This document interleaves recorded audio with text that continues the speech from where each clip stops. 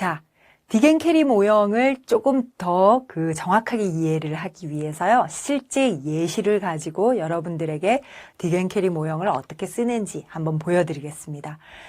가장 좋은 이해를 하는 방법은 여러분들에게 그냥 이렇게 해라가 아니고 그걸 구체적으로 하는 많은 이미 만들어진 예시를 보고 여러분들이 이것은 이렇게 하는 것이구나 하고 잘 이해를 하게 됩니다. 이 역시도 교수 전략입니다. 잘 보세요. 자, 예를 들어서 대상, 교수 설계는 항상 대상이나 이런 것이 구체적이어야 된다고 했습니다. 그래서 용인 수지구 소재의 A중학교 1학년입니다. 대상이. 여러분들한테 그냥 중학교 1학년이 아닌 용인 수지구에 있는 A중학교예요. 용인에는 수지구도 있고 처인구도 있고 이런데 분위기가 완전 달라요. 좀 도회적인 곳, 조금 아직까지는 우리가 농촌 지역인 곳 이렇게 있기 때문에 그곳의 중학교의 분위기나 이런 건 완전히 다르기 때문에 이렇게 구체적인 대상을 잡는 것이 매우 중요합니다. 교과목은 수학의 수와 연산 단원이에요. 단원의 목표는 수와 연산에 관한 개념을 정확하게 알고 연산 문제를 해결할 수 있다라고 하는 것이 교수 설계의 목표입니다. 자, 보십시오. 자, 제일 먼저 교수 골은 제일 앞에 있는 교수 골은 뭐라고 했습니까? 그렇죠. 수와 연산을 충분히 알고 실제로 거기에서 그 연산을 수행할 수 있다라고 하는 것이 교수 목표였습니다. 그럼 우리가 분석은 양쪽으로 이렇게 나누어져 있어요. 딕앤캐리 모형에서. 자, 첫 번째 나오는 색깔은 분석에 관한 설명입니다. 어떤 분석이라고 지금 나누어져 있습니까? 그렇죠. 한쪽은 딕앤캐리 모형에서는요, 분석을 크게 두 측면으로 하나는 학습자 측면, 하나는 학습자 외적인 측면으로 이렇게 나누고 있습니다.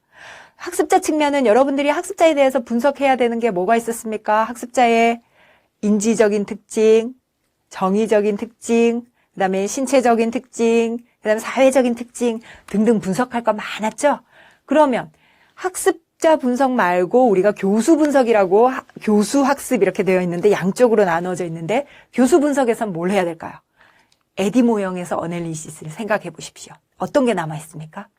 환경 분석하셔야죠. 그다음에 왜 이 교육 프로그램이 필요한지 요구 분석하셔야죠. 그죠? 그다음에 학습 내용, 학습 과제 분석하셔야죠. 그것이 교수 분석의 내용으로 다 있는 겁니다. 그래서 그림으로는 이렇게 에디와 다르게 두 개로만 되어 있네 하지만 교수와 학습으로 이렇게 크게 나누어서 얘기를 하고 있을 뿐이지 우리가 일반적으로 에디 스텝에서 어널리시스에서 해야 되는 것은 다 해야 된다라고 여러분들은 이해를 하시면 됩니다. 자, 학습자 분석 봅시다. 어떤 걸 해야 됩니까? 지적 영역에서 지적 영역, 학습자들의 지적 수준이 어떤가를 분석을 해야 된답니다.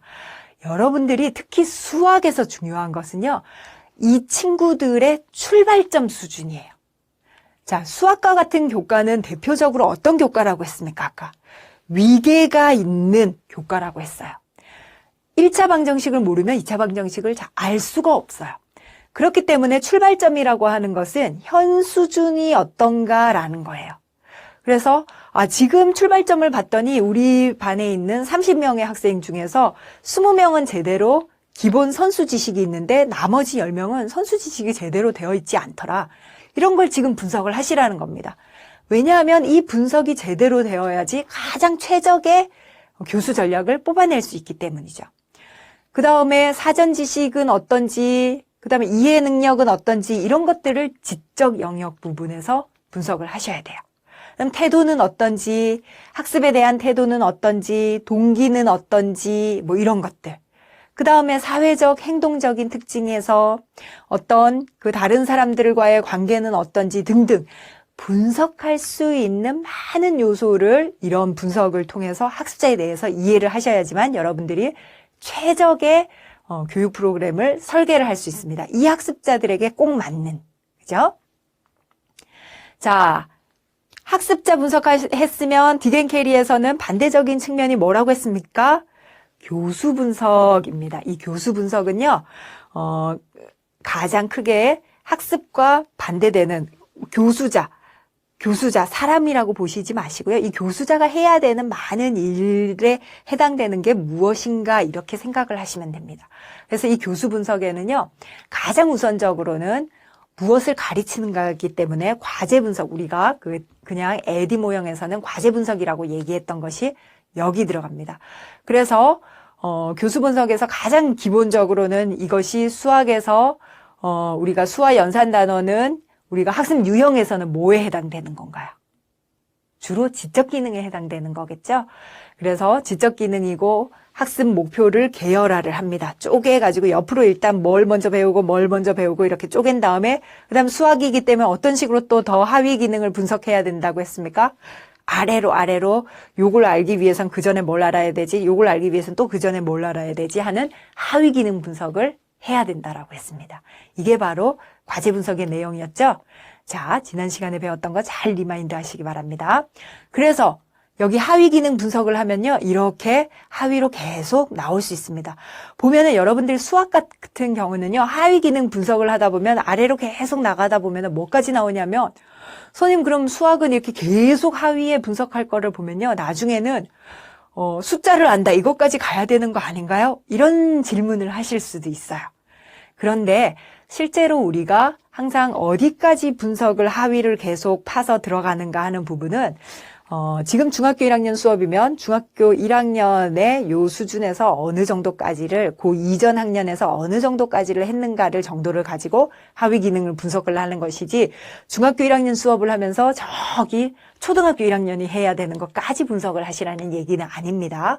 그래서 지금 보면 분석의 그림에서 하위 기능 분석을 한 것 중에서 이렇게 쉐이딩이 되어 있는 부분 있죠? 이 쉐이딩이 되어 있는 부분은 우리가 선수 지식으로 요 수업, 본 수업에서는 다루지 않아도 되지만 이전에 알고 있어야 되는 것을 이렇게 구분지어서 표시를 해두었습니다. 되셨죠? 그래서 요런 과제 분석을 하셔야 되고요. 자, 이름은 달라지고 하는 방법은 딕앤캐리 모형에서 조금 다르게 얘기를 하고 있기는 하지만 결국 분석 단계에서 해야 되는 것은 같습니다. 학습자 분석하고요, 과제 분석하시라는 얘기입니다. 되셨죠? 잘 이해하셨을 것이라고 생각이 듭니다. 그리고 분석에서는, 이 교수 분석에서는 학습자 측면에 다른 측면에 있는 건 내용도 분석해야 되지만 또 뭔가 하면 학습 환경도 분석을 하라라고 얘기를 합니다. 이때는 환경에 또 딕앤캐리의 모형에서는 환경에는요, 환경이 어떤 요구를 하고 있는가, 그 다음에 물리적인 환경은 어떤가, 이런 것을 환경 분석이라고 이름을 하고 있습니다. 약간씩의 붙이는 이름들은 달라지지만 결국 해야 하는 거는 똑같다라고 이해를 하시면 됩니다. 왜 중학교 1학년에게 이런 수화 연산 단원을 가르치라고 하는지, 지금 현재 아이들 수준은 어떤데 우리가 어떤 기대가 있기 때문에 이런 게 필요하다라고 하는 것들이 여기에서 요구 분석으로 들어와야 된다라는 거예요. 그리고 물리적인 환경, 이 교육 프로그램이 실시되는 조직이나 이런 기관의 특징, 이런 것들도 다 분석을 해서 환경 분석의 내용으로 넣어라라고 하는 것이 딕앤캐리의 얘기입니다. 자, 어렵게 생각하지 마세요. 학습자에 대한 분석 크게, 그 다음에 그 이외의 외적인 부분에는 어떤 교육의 요구가 있는지, 어떤 환경의 특징이 있는지, 우리가 가르치는 학습 내용이 뭔지 이렇게 구분지어서 학습과 교수로 딱 크게 구분지어서 분석을 하라라고 하는 것이 딕앤캐리의 핵심입니다. 여러분들이 여기에서 딕앤캐리 분석의 핵심이기 때문에 그렇게 이해를 하시면 됩니다. 에디의 분석과 다르지 않죠? 자, 분석 다시 한번 리마인드 한다고 생각을 하십시오. 분석에서 해야 되는 거 잘 기억하시기 바랍니다. 자, 분석이 끝나고 이제 두 번째 단계로 왔습니다. 이번에 색깔이 칠해져 있는 단계가요, 설계 단계에서 해야 되는 일입니다. 여러분들 에디 스텝에서 설계 단계에서 뭐 했습니까? 그렇죠. 수행 목표 진술하고, 평가 도구 개발하고, 교수 전략 선정하고. 똑같습니다. 이거는 딕앤캐리에서도 설계 단계에서 이렇게 하라라고 합니다. 그런데 여기에서 여러분들이 정말 중요한 것은요, 수행 목표가 나오고 난 다음에 평가 도구가 오는 것이지, 이 순서는 막 멋대로 바뀌면 안 됩니다. 왜냐하면, 우리가 분석 단계에서 과제 분석의 산출물로 뭐가 나온다고 했습니까? 그렇죠. 우리가 과제 분석의 산출물로 쫙 네모 각각이 다 수행 목표가 된다고 했죠. 목표가 먼저 있고 난 다음에 그 목표에 준해서 평가 도구가 개발돼야 됩니다. 평가 도구가 개발되고 나면 이제 그 다음 단계로 교수 전략을 선정하는 겁니다. 자, 간혹 예전에 여러분들이 그 임용고사를 볼 때는요, 객관식 시험 문제가 나올 때 이런 문제가 되게 많이 나왔습니다. 순서 막, 딕앤캐리 모형의 순서를 이렇게 섞어놓고 어떤 것들이 어떤 것보다 먼저 해야 되는지 여러분들이 가장 기본적인 교수 설계의 원리만 이해하시면 순서를 정하는 건 어렵지 않습니다. 평가 도구를 나중에 선생님이 만들고 싶을 때 저 뒤에서 만드는 거 아니라고 했습니다. 평가 도구는 무엇에 따라서 만들어야 됩니까? 목표에 따라서 만들어야 됩니다. 이 목표가 잘 도달되었는가 하는 식의 평가를 만들어야 됩니다. 그래서 우리는 이때 만드는 평가 도구를요, 이름을 준거지향 평가 도구라고 합니다. 이때 준거는 뭔가요? 준거는 다른 말로 기준이에요. 이때 기준은 뭐예요? 이 기준에 도달했는가 안 했는가를 따져보는 기준은 뭐죠? 그렇죠. 목표입니다. 목표가 기준이 되는 거예요. 그럼 여러분들이 잘 아는 말로 이때 만드는 평가는요, 상대평가일까요? 절대평가일까요? 자, 이때 만드는 평가 도구는 목표를 기준으로 하는 절대평가입니다. 이 목표에 도달하면 누구라도 잘했다라고 보는 거예요. 잘했지만 너는 이 사람보다 못했기 때문에 너는 뭐 우야, 너는 수야, 이것이 아닙니다. 우리가 여기에서 교수 설계에서 가장 기본적인 원리로 두고 있는 거는 목표에 도달한 누구라도 이 학습 목표에 도달했구나라고 보는 절대평가를 기준으로 하는 평가 도구를 만든다는 겁니다.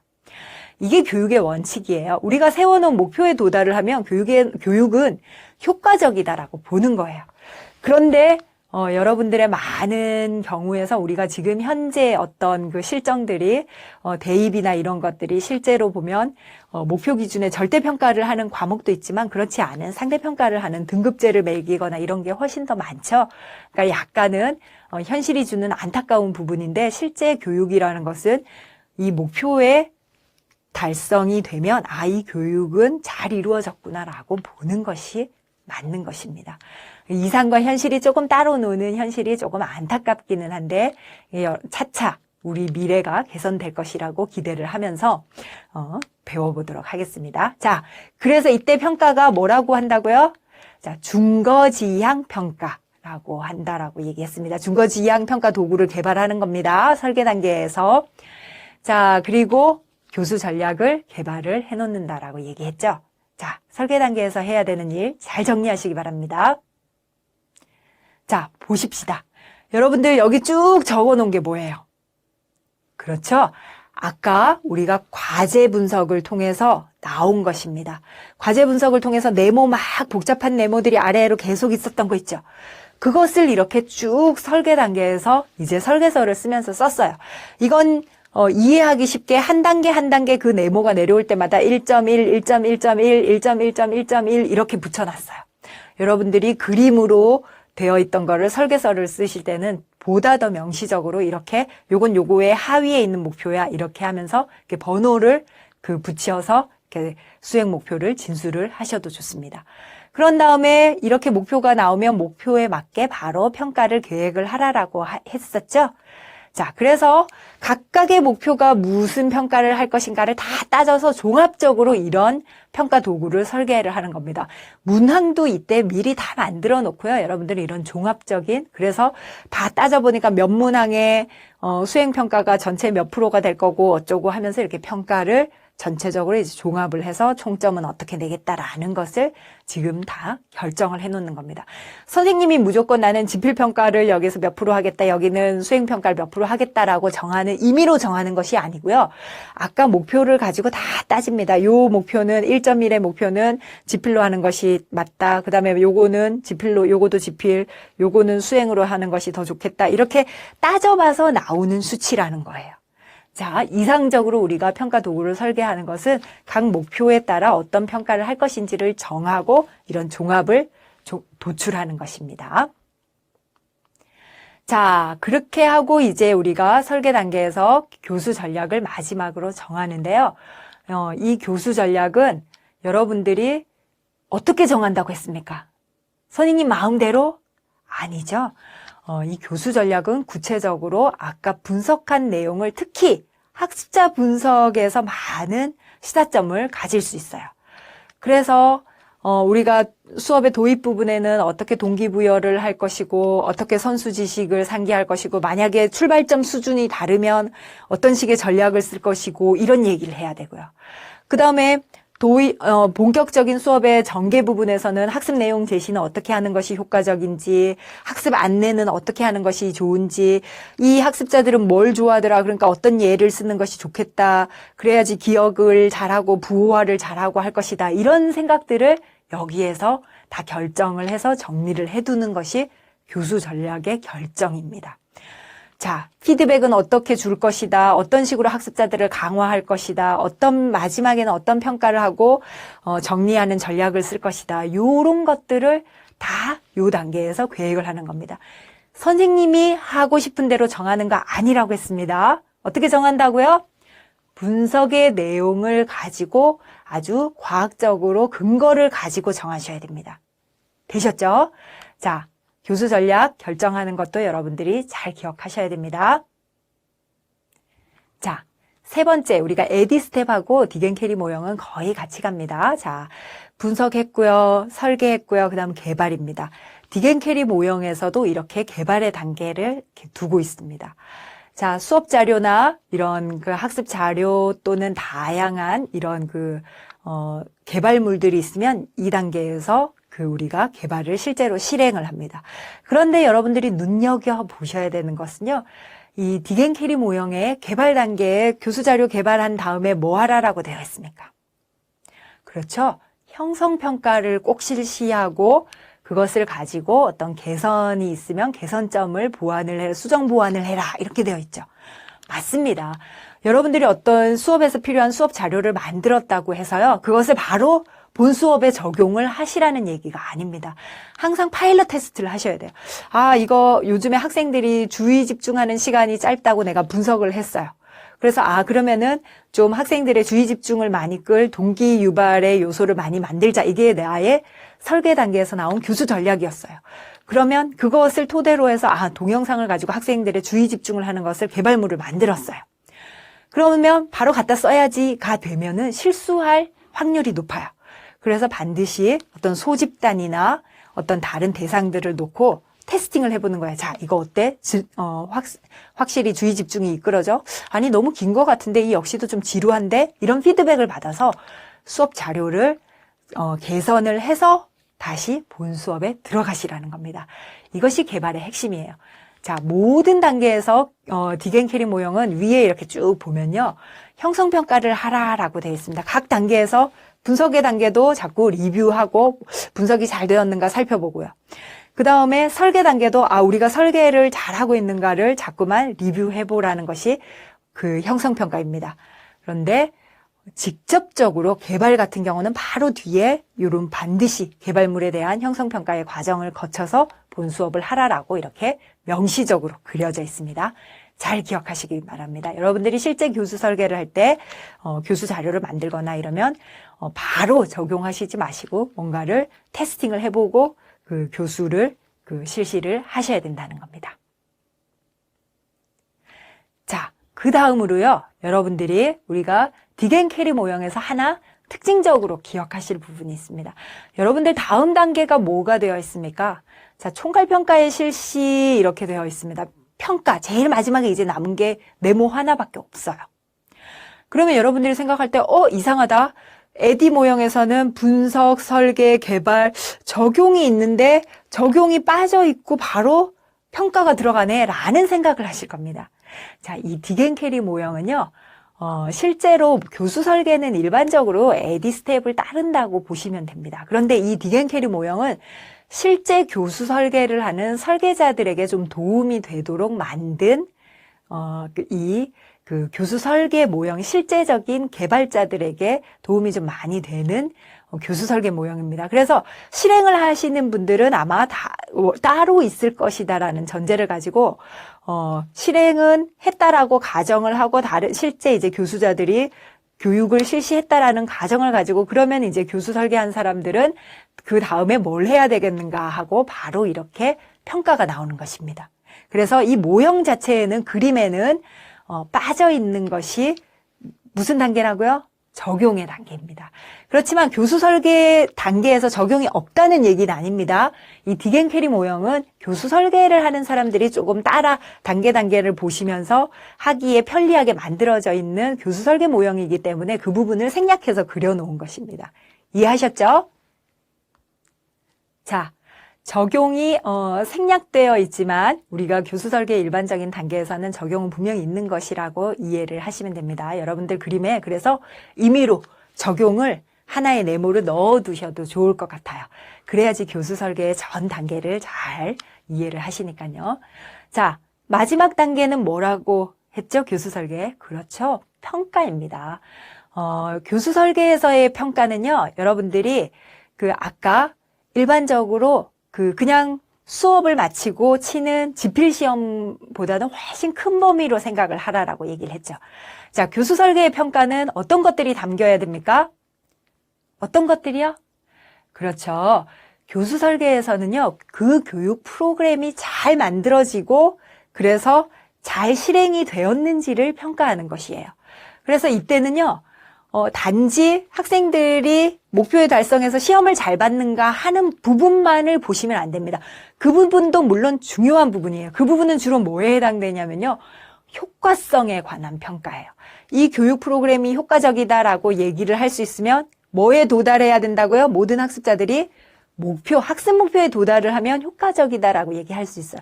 그 부분은 여러분들이 아까 만들어 놓은 준거지향 평가 도구로 확인을 해보면 돼요.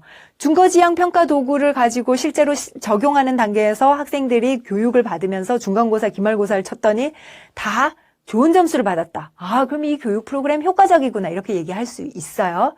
자, 그런데 그 부분뿐만이 아니고 우리는 교수 설계는 보다 더 종합적으로 평가를 해야 됩니다. 학습자들이 이 교육 프로그램을 충분히 좋아하던가 정의적인 측면에서 지루해하지 않고 정말 다음에 또 배우고 싶다 이렇게 생각을 하는 교육 프로그램이었는지 매력성도 평가를 해야 된다라는 겁니다. 일반적으로 학교 교육에서는 효과성 평가를 훨씬 많이 하는데요. 기업이나 다른 조직에서는 오히려 효과성 평가는 오히려 또 누락되는 경우가 많고 실컷 교육 프로그램, 훈련 프로그램을 돌려놓고는 목표에 도달했는지는 기업 교육 같은 경우는 오히려 또 놓치는 경우가 많아요. 지필시험 같은 거 잘 안 보는 경우가 많습니다. 그럼 그런 교육에서는 일반적인 우리가 대중을 대상으로 하거나 이런 교육에서는 무슨 평가를 많이 할까요? 그렇죠. 매력성 평가를 많이 합니다. 교육 프로그램 즐거웠나요? 좋았나요? 뭐 이런 얘기들. 그런데 어떤 교육 프로그램이든지 종합적으로 학습자들이 좋아하는가 하는 이 반응 평가도 해야 되고요. 그 다음에 목표에 도달을 했는가 하는 효과성 평가도 해야 되고요. 그 다음에 또 개발하고 이런 측면에서는 또 운영진의 측면에서 모두 평가해야 될까요? 그렇죠.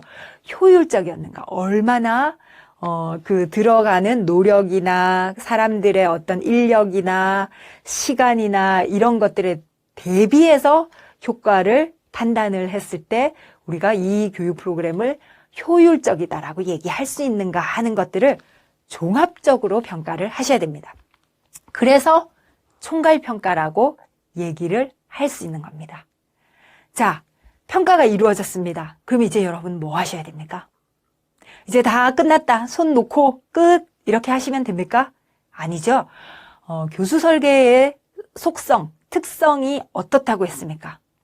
A, D, D, I, E가 끝나면요. 자, 평가가 이루어지면 우린 평가 왜 합니까? 평가의 목적은 뭘까요? 한번 일회적으로 잘 됐네, 못 됐네 판단을 딱 해버리고 마는 것이 평가의 목적이 아닙니다. 우리가 어떤 평가를 하면 그 다음에 더 좋아지기 위한 개선책이 나옵니다. 이런 부분이 좀 부족하고 이런 부분은 좀 잘했고 이런 부분은 좀 부족하다. 이러면 잘 되지 않은 부분들을 개선을 해서 그 다음에 그러면 다음에는 이런 부분들을 더 잘하기 위해서 어떤 것들을 좀 개선을 할까라고 하는 다시 순환의 단계를 거치는 겁니다. 최근에 이것이 우리 교육이 크게 지향하고 있는 부분입니다. 이례적으로 딱 끝나는 것이 아니고 잘못된 부분이 있으면 수정 보완해서 더 나은, 그 다음엔 또 똑같은 이런 모습을 가는 것이 아니고요. 그 다음에 수정 보완이 되면 더 나은 단계로 이렇게 자꾸 올라가게 되겠죠. 그래서 작은 노력들이 실질적인 데이터에 기반해서 조금 개선되고 또 개선되고 하는 것이 교수 설계의 특징입니다. 순환적이다 라고 하는 것이요. 자, 문제점 파악이 이 평가의 결과는 다음에 더 나은 교수 설계로 연결이 되어야 된다라는 것이 교수 설계의 특징입니다. 자, 어떻습니까, 여러분? 딕앤캐리 모형을 배워봤는데요. 물론 이제 막 도식화되어 있고 뭐 이렇게 쪼개져 있고 이러니까 좀 복잡하다 이렇게 생각이 들 수도 있지만 실제로 여러분들이 교수 설계를 딱 하려고 보면요. 요 단계만 딱딱 따라가면 교수 설계를 쉽게 하실 수 있습니다. 그리고 이 단계는 조금 뭐 네모 박스가 많아 보이지만 크게는 에디의 스텝을 따르고 있습니다. 분석, 설계, 개발, 적용, 평가. 그러니까 여러분들이 심플하게 에디라고 이해하셔도 좋고요. 실제로 교수 설계를 할 때는 이 단계를 딕앤캐리 모형을 보고 잘 수행을 하시면서 자신만의 교수 설계를 할 수 있는 것이 중요합니다.